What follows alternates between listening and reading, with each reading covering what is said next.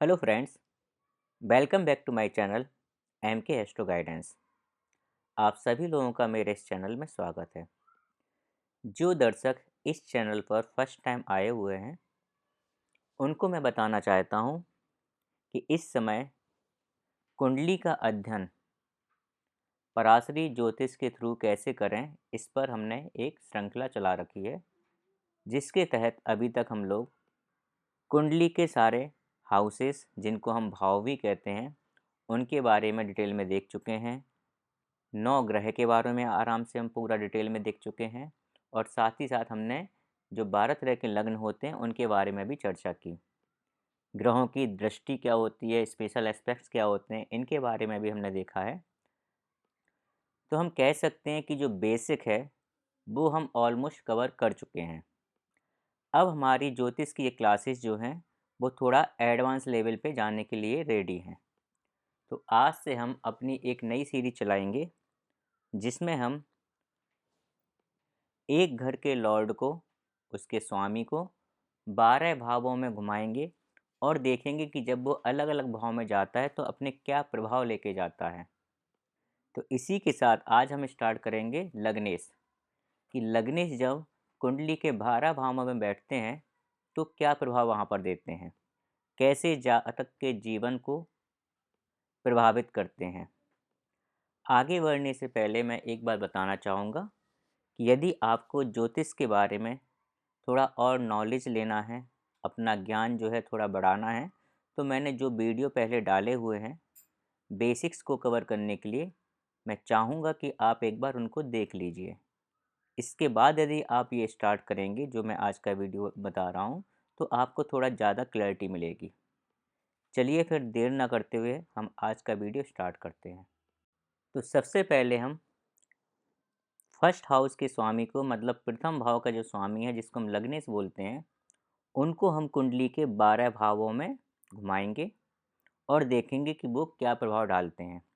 अब क्योंकि अगर हम 12 भाव में एक ही पार्ट में इसको कवर करेंगे तो ये काफ़ी लेंदी वीडियो हो जाएगा, इसलिए मैंने क्या किया है, इसको डिफरेंट पार्ट में डिवाइड कर दिया है। तो ये आज का जो वीडियो मैं बना रहा हूँ, इसमें हम 4 भाव को कवर करेंगे: first house, second house, third house और फोर्थ हाउस।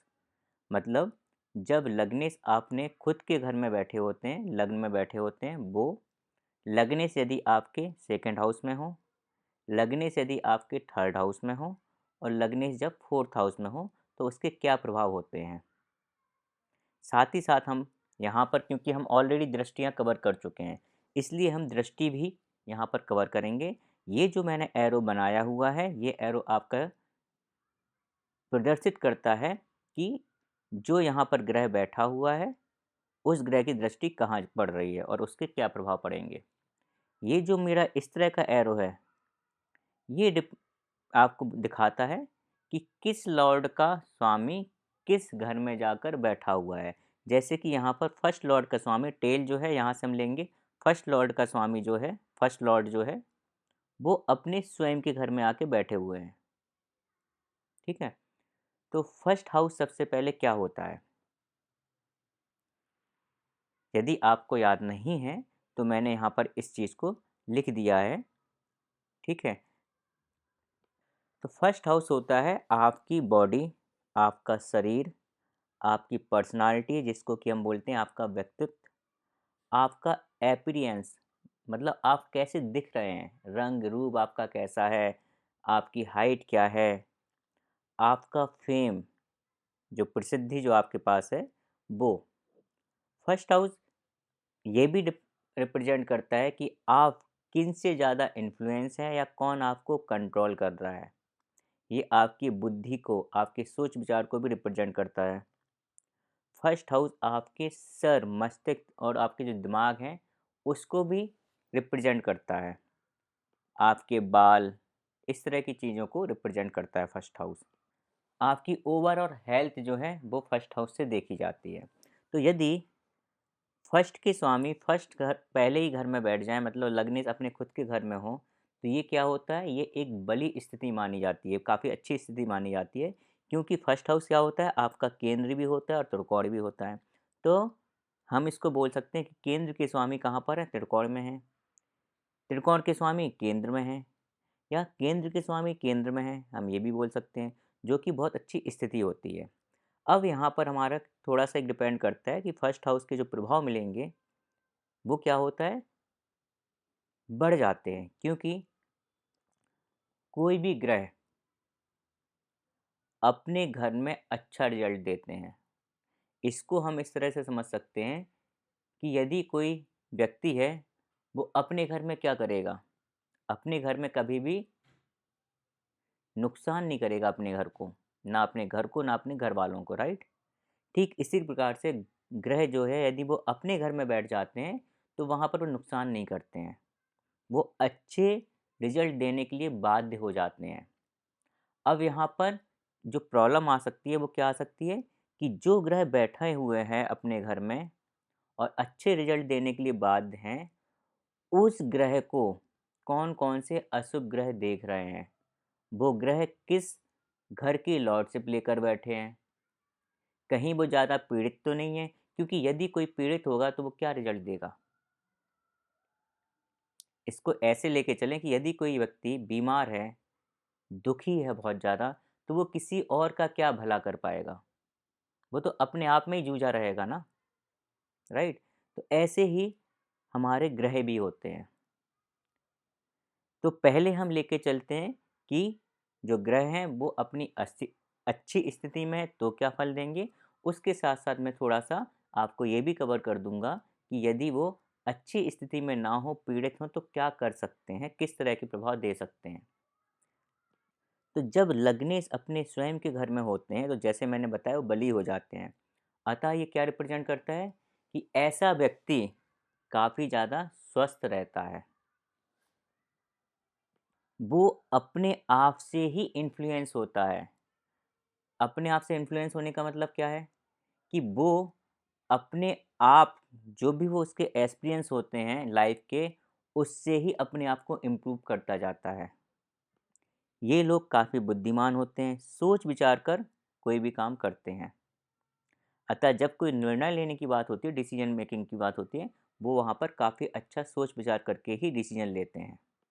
ये लोग यदि लग्नेश की स्थिति बहुत अच्छी है तो काफ़ी प्रसिद्धि भी प्राप्त करते हैं, मतलब फेम। ये काफ़ी मेहनती होते हैं और निरंतर अपने जीवन में सफलता प्राप्त करने के लिए मेहनत करने वाले होते हैं। अब क्योंकि लग्नेश अपने स्वयं के घर में बैठे हैं, अतः अपने आप को ही प्रभावित करेंगे, राइट? तो ये ऐसे व्यक्ति होते हैं जो अपने बारे में काफ़ी सोचते रहते हैं। जैसे इनको काफ़ी ज़्यादा इस चीज़ का हमेशा ध्यान रखते हैं कि ये कैसे दिख रहे हैं, सोसाइटी में कैसा इनका स्टेटस है, इनका स्वास्थ्य कैसा है, और वो इसको इम्प्रूव करने के लिए लगातार काम भी करते रहते हैं। ऐसे व्यक्ति अपने आप को ही सबसे पहले टॉप प्रायोरिटी पर रखते हैं, क्योंकि ये अपने घर में बैठे हैं और आप अपने आप को ही कंट्रोल कर रहे हैं, अपने आप को ही इन्फ्लुएंस कर रहे हैं।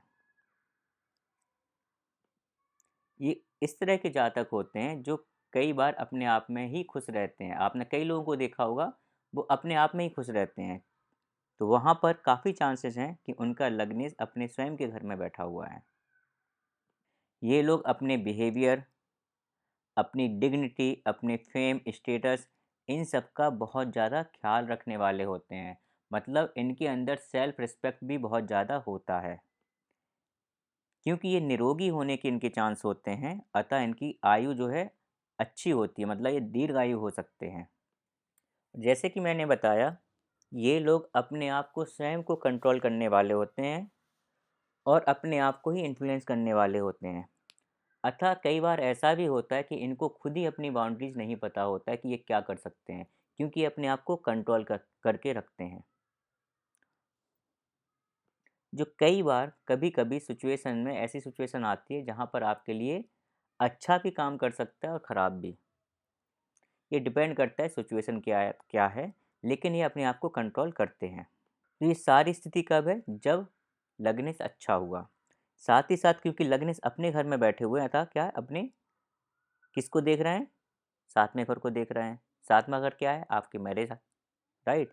तो यदि लग्नेश शुभ हुआ, शुभ का मतलब है लग्नेश जो है शुभ ग्रह हुआ, जैसे कि शुक्र, गुरु, मून मतलब चंद्रमा और बुध। तो ऐसे में क्या होगा कि जब इनकी दृष्टि साथ में घर पर पड़ेगी तो वहाँ पर भी ये शुभ प्रभाव देंगे। शुभ प्रभाव देने का मतलब क्या है कि आपका जो रिलेशन है, जो मैरिज लाइफ है, वो आपकी अच्छी रहेगी। यदि आप बिजनेस करते हैं तो क्या है, आपका बिजनेस भी अच्छा रहेगा। लेकिन यहाँ पर जैसे मैंने बताया कि लग्नेश का बली होना अच्छा है, ज़रूरी है। अगर लग्नेश पीड़ित हुई तो क्या होगा? पीड़ित होने पर क्या होगा कि बहुत सी स्थिति जो मैंने अभी आपको बताई है, प्रेडिक्शन जो भी मैंने आपको बताई है, वो ऑलमोस्ट अपोजिट हो जाएंगी। मतलब ऐसे जातक बार बार बीमार पड़ने वाले हो सकते हैं। मतलब उनको अपने स्वास्थ्य के प्रति विशेष ध्यान रखने की ज़रूरत है। वो हो सकता है स्वास्थ्य से काफ़ी ज़्यादा परेशान रहते हों। उनका दिमाग, क्योंकि फर्स्ट हाउस क्या है, दिमाग, उनका दिमाग जो है वो अस्थिर रहता हो, मतलब स्थिर ना हो किसी भी चीज़ पर। ये लोग अपने ही मुँह मियाँ मिट्ठू बनने वाले हो सकते हैं, मतलब अपनी प्रशंसा खुद करने वाले हो सकते हैं। थोड़ा-सा घमंडी नेचर भी हो सकता है इनका, यदि लग्नेश पीड़ित हुआ तो। ऐसे में अगर इनको जो बीमारियाँ होंगी वो किस तरह की हो सकती हैं? आपकी ब्रेन, मस्तिष्क, दिमाग से रिलेटेड कोई बीमारी हो सकती है। ऐसे में जातक अनैतिक कार्यों में भी लिप्त हो सकता है। और क्योंकि लग्नेश पीड़ित है और अपने सातवें घर को देख रहा है, सातवां घर क्या है आपका, जैसे मैंने बताया मैरिज लाइफ। तो ऐसे लोगों की मैरिज लाइफ है वो भी काफ़ी अच्छी नहीं होती है, वहाँ पर भी उनको स्ट्रगल करना पड़ता है। कई बार तो ऐसा भी होता है कि यदि लग्नेश बहुत ज़्यादा पीड़ित हो तो वो आपको एक से ज़्यादा शादियाँ करवाता है।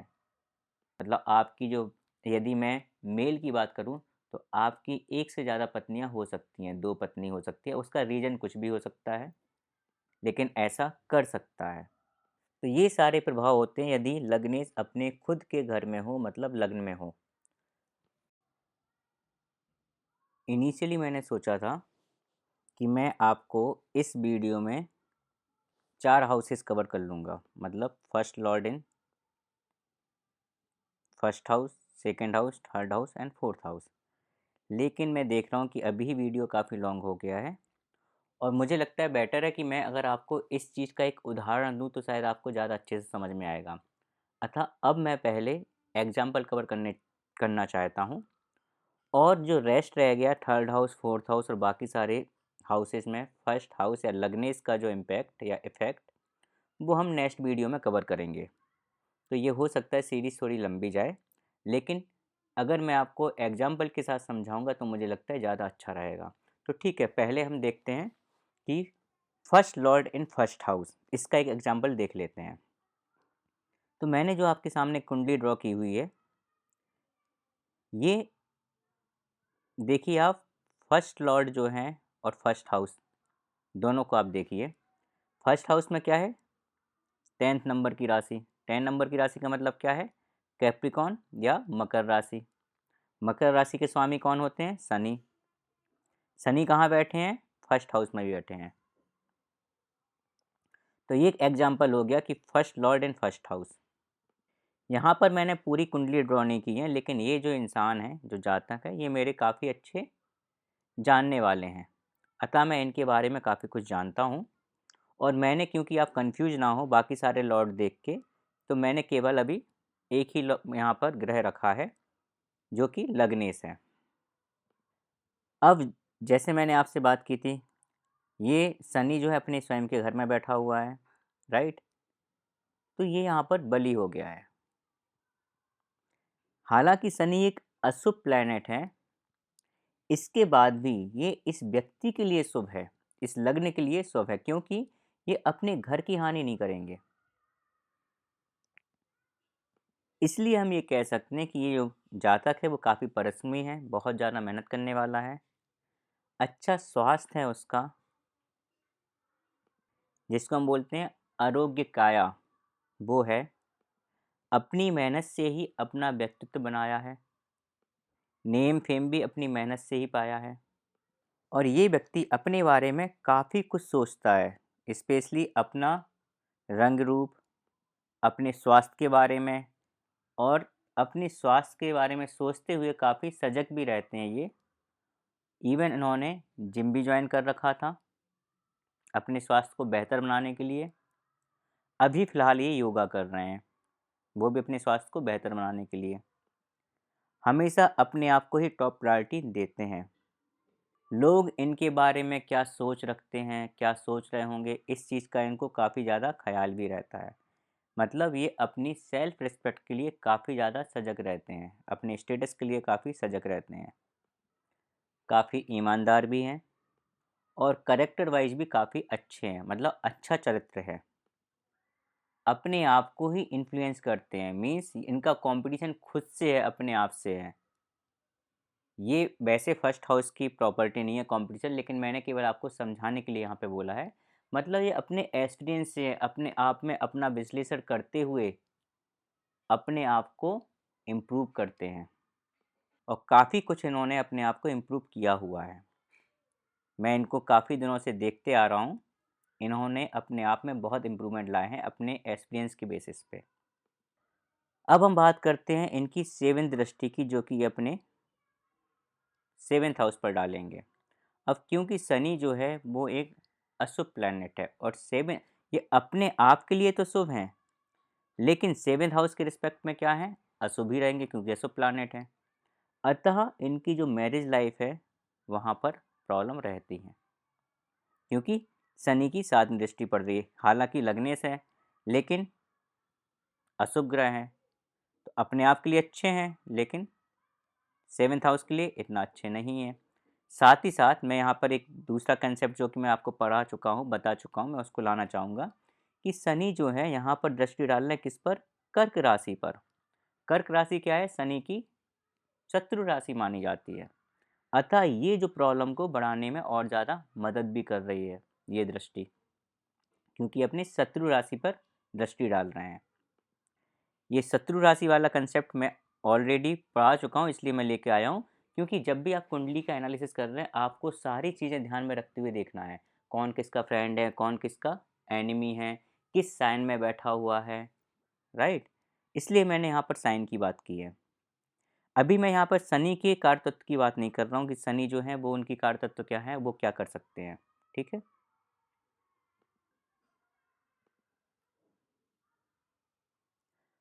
अब हम बात करते हैं कि यदि लग्नेश पीड़ित हो गया, तो मैंने क्या किया है, मैंने यहाँ पे सूर्य को, राहु को और मंगल को बैठा दिया है। सूर्य जो है शनि के शत्रु हैं, लग्न में ही बैठ गए हैं उनके घर में ही। राहु हालांकि शनि के मित्र हैं, लेकिन अशुभ प्लैनेट हैं। और मंगल जो है वो शनि के शत्रु भी हैं, और साथ ही साथ 8वीं दृष्टि से लग्न को देख भी रहे हैं, शनि को देख रहे हैं।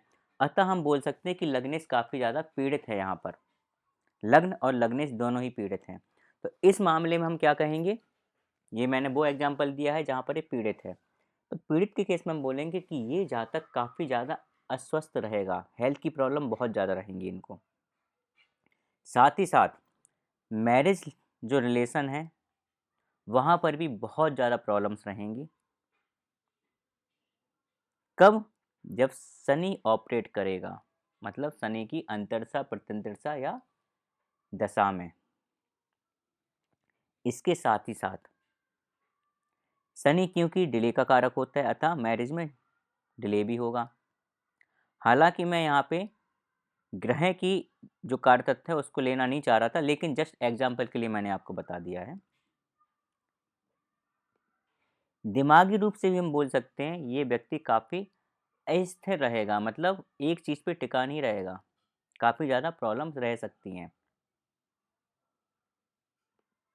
अपने आप में मियाँ मिट्ठू बनने की आदत, बड़बोला इसको हम बोलते हैं, वो भी हो सकता है ये। यदि ये बिजनेस में इन्वॉल्व है तो काफ़ी ज़्यादा चांसेस हैं कि जब भी शनि ऑपरेट करेगा बिजनेस में लॉस होगा, प्रॉब्लम्स रहेंगी। लॉस हो ना हो, लेकिन प्रॉब्लम्स रहेंगी बहुत ज़्यादा। तो इस तरह से मैंने आपको लग्नेश जब बली है वो भी कवर किया और जब पीड़ित है वो भी कवर किया। अब हम बात करते हैं कि यदि फर्स्ट लॉर्ड जो है वो सेकंड हाउस में हो तो क्या कर सकता है। इसी के साथ हम आज का वीडियो यहीं पर समाप्त करते हैं। थैंक यू, धन्यवाद। यदि आपको ज्योतिष से रिलेटेड कोई भी क्वेरी हो, कोई भी परेशानी आपके लाइफ में चल रही हो, आपको इसके लिए कंसल्टेंसी चाहिए हो ज्योतिष की, तो आप मुझे कनेक्ट कर सकते हैं। ज्योतिष रिलेटेड किसी भी गाइडेंस के लिए, प्रॉब्लम के लिए, रेमेडी के लिए, इवन आपकी कुंडली के एनालिसिस के लिए भी आप मुझे कंसल्ट कर सकते हैं। मेरा कॉन्टैक्ट नंबर मैंने यहाँ पर स्क्रीन पर दे रखा है। आप मुझे व्हाट्सएप पर भी मैसेज कर सकते हैं। मेरा नंबर है 9625600689। आप मुझे ईमेल के थ्रू भी कांटेक्ट कर सकते हैं। मेरा ईमेल है mkastroguidance@gmail.com। यदि आपका मेरा वीडियो पसंद आया हो, आपका कुछ नॉलेज इससे बड़ा हो, आपकी जो क्वेरी है, जो भी आप ज्योतिष के बारे में सोचते हैं, वहाँ पर थोड़ी क्लैरिटी मिली हो, तो आप इस मेरे चैनल को सब्सक्राइब कीजिए, लाइक कीजिए, अपने मित्रों के साथ भी शेयर कीजिए और इस चैनल से जुड़े रहिए। मैं आगे भी बहुत से इस तरह के टॉपिक्स आपके लिए लेकर आऊँगा, जिससे कि आपको ज्योतिष का नॉलेज थोड़ा बढ़े। आप अपने आप से ही अपनी खुद की कुंडली के बारे में या अपने परिवार के लोगों के बारे में थोड़ा-सा देख पाएँ, जान पाएँ कि हाँ, उनकी कुंडली क्या बोलती है। इसी के साथ मैं आज का वीडियो यहीं समाप्त करता हूँ। धन्यवाद।